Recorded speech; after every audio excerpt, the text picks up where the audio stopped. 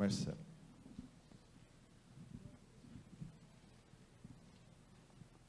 Médico especialista em fisiatria e acupuntura, mestre e doutor em ciências pela Universidade Federal de São Paulo, docente da pós-graduação Stricto Sensu da Universidade de Santo Amaro, membro diretor do Colégio Médico de Acupuntura de São Paulo, atual presidente da Associação Médico Espírita de São Paulo. Além de seu trabalho em clínica privada, desenvolve atividades em publicações científicas, conselho editorial de revistas médicas, palestras técnicas e participação em tarefas acadêmicas. Suas áreas de interesse são acupuntura, espiritualidade em saúde e terapias complementares. Boa tarde a todos. Eu agradeço a oportunidade de estarmos aqui hoje juntos e parabenizo a todos pelo interesse no assunto. Eu quero contribuir com a visão da doutrina espírita sobre o falecimento, o luto e rituais relacionados a este momento. Nós sabemos da doutrina espírita que o espírito, sendo eterno e imortal, a morte é apenas uma passagem, de modo que entre os espíritas se prefere o termo desencarne. O termo desencarne descreve o processo da morte. E nós sabemos que o desencarne pode ser mais perturbador ou menos perturbador, dependendo de uma série de características individuais. Nós sabemos que o desencarne não é um momento instantâneo, mas sim um processo. E esse processo pode ser mais ou menos demorado, também dependendo de algumas características pessoais. Em virtude de tudo isso, é que se dita os procedimentos relacionados ao falecimento. No Espiritismo, não existe nenhuma obrigação religiosa em relação ao corpo, ao cadáver, né? Existem obrigações civis, existem obrigações culturais, existem obrigações morais, sociais, mas não existem obrigações religiosas dentro da doutrina espírita, porque o espírito, tendo abandonado o corpo e imaginando-se, então, que não haveria a ressurreição, mas sim a reencarnação em diferentes existências, não se dá atenção a rituais religiosos relacionados diretamente ao corpo, né? Portanto, consequentemente, não existe nenhuma objeção à cremação, à doação de órgãos, à necrópsia, outras manipulações que pudessem aviltar ali o corpo. O que se pede é o respeito ao cadáver, à memória do falecido, né? Também em respeito à família e em respeito ao espírito que pode estar presente naquele momento, testemunhando o que é feito com aquilo que já foi o seu corpo, de modo que é necessário haver um pouco de bom senso e condescendência com este corpo, né? Mas não por motivos necessariamente religiosos.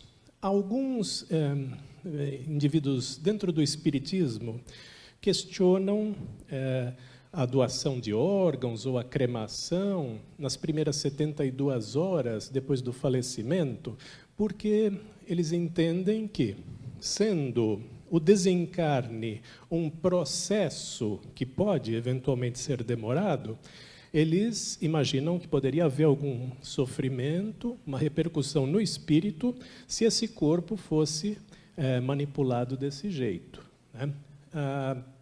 Eu contesto, né, esta ideia com um argumento que eu venho trazendo num programa de rádio semanal que nós temos direcionado ao público espírita, trazendo o conceito de ligado, mas não conectado, né? Como é que seria isso?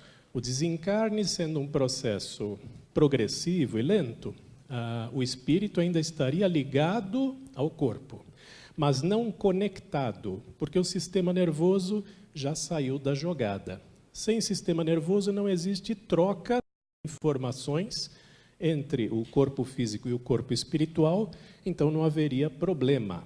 Tá? É uma situação semelhante à que acontece na anestesia geral, né? O sistema nervoso foi tirado da jogada, portanto, pode-se fazer o que quiser ali com o corpo e o espírito não está sentindo absolutamente nada. É o que aconteceria se você cremasse, né, o cadáver, mesmo poucas horas depois do falecimento. Tá? Ou pode até ser que o espírito estivesse ligado, porém não conectado, sem troca de informações, sem qualquer forma de sofrimento. Algumas famílias vão insistir que, se houver a cremação, que ela acontecesse depois de 72 horas do falecimento, por causa de um trecho dentro de uma obra espírita, mas podemos até respeitar esta preferência, lembrando que existe custo em manter o cadáver preservado durante todo esse tempo, né? Mas não existe nenhuma contraindicação. Isso pode ser observado em respeito a essa crença dos familiares. Então, o que é necessário é esse respeito, comumente aplicado no nosso contexto cultural, ao cadáver, à memória do falecido, até porque o espírito pode estar próximo, né? E sem entender exatamente o que está acontecendo. Alguns desencarnes podem ser mais perturbadores, de modo que o espírito não tem plena consciência do que está acontecendo, e nessa situação as preces são muito bem-vindas, são incentivadas dentro do espiritismo para esclarecimento e para bem-estar do espírito e diminuição dessa perturbação que pode ser o momento do desencarne. E também em relação ao luto, o que é que nós utilizamos para conforto dos familiares e amigos? A gente usa aspectos consoladores do espiritismo, como a justiça de Deus, a sua sabedoria, a imortalidade do espírito, a preservação daquela consciência, como ela era antes, a cessação do sofrimento físico, a oportunidade de evolução a partir das experiências físicas e o caminho para a perfeição a partir das sucessivas reencarnações.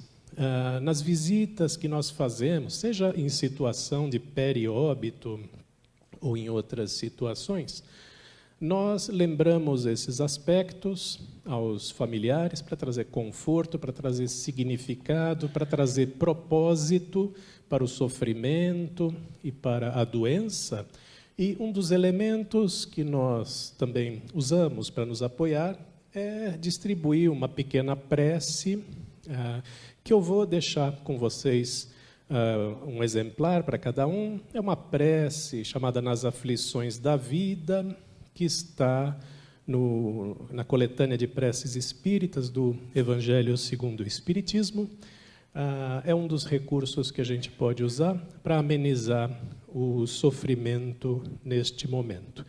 E mesmo com todo esse conhecimento, nós ainda vamos encontrar alguns espíritas relutantes em doar órgãos ou fazer outros procedimentos. Alguns até alegam uma suposta carteirinha de identidade de Chico Xavier, onde estaria escrito não doador, numa época em que a doação presumida pedia que as pessoas que não quisessem doar os seus órgãos colocassem ali na carteirinha não doador. Porém, nunca tive confirmação da existência desta carteirinha, mas, mesmo que ela existisse, eu poderia entender que Chico Xavier já pressentindo que a sua morte seria um espetáculo, ele preferiu não tornar isso um evento público, um espetáculo, e pediu para ser enterrado de uma forma íntegra, como veio ao mundo, e não por temor de que a doação de órgão poderia interferir no seu sofrimento espiritual ou na sua condição após a morte. Portanto, basicamente é isso que eu gostaria de trazer com relação à doutrina espírita. Muito obrigado. Obrigado.